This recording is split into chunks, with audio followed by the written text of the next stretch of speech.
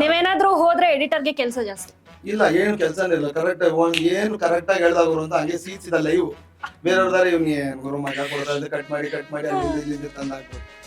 2 season ಇಂದ actually live ಇಲ್ಲ ಆಯ್ತಾ, ಜಿಯೋ ಆಪ್ ಅಲ್ಲಿ ಲೈವ್ ಇಲ್ಲ. 2 ಸೀಸನ್ ಇಂದ ಸ್ವಲ್ಪ ಹೋಲ್ಡ್ ಮಾಡಿದ್ದಾರೆ ಬೇಸಿಕಲಿ. ಬಟ್ ಈ ಸೀಸನ್ ಅಲ್ಲಿ ಇನ್ನೂ ಲೈವ್ ಕೊಡ್ತೀನಿ ಅಂತ ಹೇಳಿಲ್ಲ. ಬಟ್ ನಿಮ್ದೇನಾದ್ರೂ ಹೋದ್ರೆ, ನೀವು ಈ ಸೀಸನ್ ಅಕಸ್ಮಾತ್ ಹೋದ್ರೆ ಲೈವ್ ಪಕ್ಕ.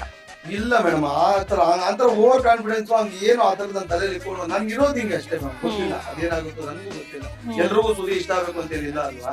ಸೊ ಬಿಗ್ ಬಾಸ್ ಮನೆ ಒಳಗಡೆ ಹೋದ್ರೆ ರಿಯಲ್ ಆಗಿ ವಿಲನ್ ಆಗಿ ಆಚೆ ಬರ್ತೀರಾ? ಏನಿದೆ ರಿಯಲ್ ಆಗಿ ವಿಲನ್ ಆಗಿ? ರಿಯಲ್ ಆಗಿ ವಿಲನ್ ಅಲ್ವಲ್ಲ, ಏನಕ್ಕೆ ರಿಯಲ್ ಆಗಿ ವಿಲನ್ ಆಗಿ ಆಚೆ ಬರ್ತೀನಿ? ಕೆಲವೊಂದಷ್ಟು ಕಂಟೆಸ್ಟ್ ನಂಗೆ ಗೊತ್ತಿಲ್ಲ ಯಾರು.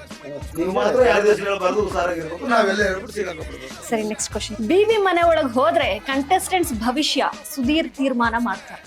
ಸುದೀಪ್ ಸರ್ ತೀರ್ಮಾನ ಮಾಡ್ತಾರೆ. ಸುದೀರ್ ಯಾಕೆ ತೀರ್ಮಾನ ಮಾಡ್ತಾರೆ? ಅಲ್ಲ, ಹಂಗಿರುತ್ತೆ, ಹಂಗ್ ನೀವ್ ನಡ್ಕೋತೀರಾ, ಬಿಹೇವ್ ಮಾಡ್ತೀರಾ ಅಂತ ನೀವೇ ಡಿಸೈಡ್ ಮಾಡ್ಕೊಂಡು. ಸಿ ಫಾರ್ ಎಕ್ಸಾಂಪಲ್ ನಾನು ಹೇಳ್ತೀನಿ ಕೇಳಿ. ನೀವ್ ಇನ್ ಕೇಸ್ ಹೋಯ್ತಂತಂದ್ರೆ ನಿಮ್ ಜೊತೆ ಇದ್ರೆ ಸ್ಕ್ರೀನ್ ಸ್ಪೇಸ್, ನಿಮ್ ಜೊತೆ ಇದ್ರೆ ವಿಲನ್ ಆಗ್ಬೋದು, ಇಲ್ಲ ಅವ್ರು ಹೀರೋನು ಮಾಡ್ಬೋದು. ನಿಮ್ ಕೈಯಲ್ಲಿದೆ ಅನ್ನೋ ತರ ಕಂಟೆಸ್ಟೆಂಟ್ ಆ ತರ ಹೇಳ್ತಾರೆ. ಯಾಕೆ ಮೇಡಮ್ ಈ ತರದ್, ಯಾಕೆ ಈ ತರ ಆ ಕ್ಯಾರೆಕ್ಟರ್ ಈ ತರದ ಒಂದು ಮೂಢ ಕಲ್ಪನೆಗಳಲ್ಲಿ ಯಾಕೆ ಇರ್ತದೆ? ಮೂಢ ಕಲ್ಪನೆ ಇಲ್ಲ, ಇದೇ ಆಗೋದು ಅಂತ ನಾನು ಹಂಗ ನೋಡೋಣ, ಟ್ರೈ ಮಾಡಿ. ಈಗ ನೀವು ಒಳಗಡೆ ಹೋದ್ರೆ ಗೆಲ್ಲಕ್ ಹೋಗ್ತೀರಾ ಅಥವಾ ಸೋಲಕ್ ಹೋಗ್ತೀರಾ? ಆಡಕು.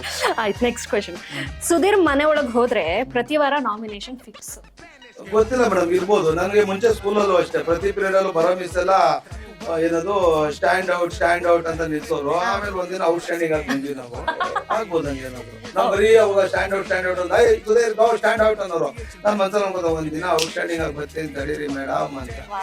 ಎಂಡಿಂಗ್ ಅಲ್ಲಿ ಇರ್ತಾ ಇದ್ವಿ, ಯಾವಾಗಲೂ ಈಗ ಟ್ರೆಂಡಿಂಗ್ ಅಲ್ಲಿ ಇದೀವಿ. ಸಾಮಾನ್ಯವಾಗಿ ಈಗ ರೆಕಾರ್ಡ್ ಬ್ರೇಕಿಂಗ್ ನಾಮಿನೇಷನ್ಸ್ ಅಂತ ಅಂದ್ರೆ ಪ್ರಥಮ್ ಅವರೊಬ್ರು, ಡ್ರೋನ್ ಪ್ರತಾಪ್ ಒಬ್ರು ಸದ್ಯದ ಇದ್ರಲ್ಲಿ ಇರೋದು. ಸೊ ನೀವು ಆ ಲಿಸ್ಟ್ ಅಲ್ಲಿ ಬರೋ ನಂಗೆ ಗೊತ್ತಿಲ್ಲ ಮೇಡಮ್, ಆ ಎಪಿಸೋಡ್ ಎಲ್ಲ ನೋಡೇ ಇಲ್ಲ. ಟಾಪ್ 3 ನಾನು ಟೈಮ್ ಇರಲಿಲ್ಲ, ಕೆಲಸ ಮಾಡ್ಕೊಂಡಿದ್ದೆ, ನಂಗೆ ಗೊತ್ತಿಲ್ಲ. ಯಾವ ಟಾಪ್ 3 ಆಗಕ್ಕೆಲ್ಲ ನಾನು ಹೋಗೋದಿಲ್ಲ ಮೇಡಮ್. ನಾನು ಹೋದ್ರೆ ಟಾಪ್ 1 ನಾಮಿನೇಷನ್ ಲಿಸ್ಟ್ ಅಲ್ಲಿ ಟಾಪ್ 1 ಆಯ್ತೀನಿ, ಅವ್ರನ್ನ ಮೀರ್ಸಿ ಆಯ್ತು. ಪ್ರಥಮ್ ಅವರು ಇತಿಹಾಸ ಬರ್ದವ್ರೆ, ನೀವು ಅದೇ ಮೇಡಮ್. ವಿಶ್ವೇಶ್ವರಯ್ಯ ಮುಂಚೆನೂ ಬೇರೆ ಇಂಜಿನಿಯರ್ಗಳು ವಿಶ್ವೇಶ್ವರಯ್ಯ ಬರೋದು, ವಿಶ್ವೇಶ್ವರಯ್ಯ ಆಗಿ ಬಂದಿರಲಿಲ್ಲ.